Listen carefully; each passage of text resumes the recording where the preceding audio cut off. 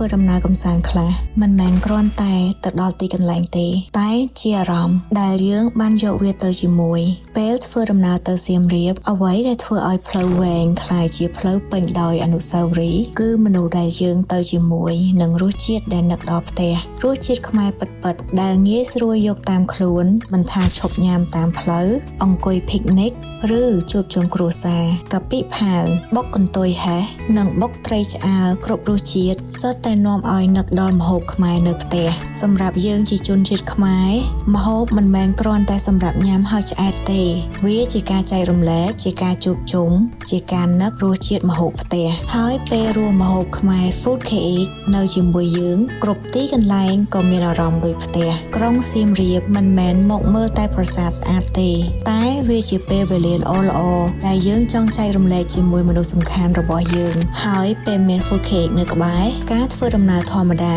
ក៏ក្លាយជាអនុស្សាវរីយ៍ពិសេសដើរលេងសប្បាយត្រូវតែមានមនុស្សសំខាន់ទៅជាមួយហើយម្ហូបកាន់តែខ្វះមិនបានទៅសៀមរាបកុំភ្លេច Food Cake រសជាតិខ្មែរសម្រាប់គ្រប់កន្លែង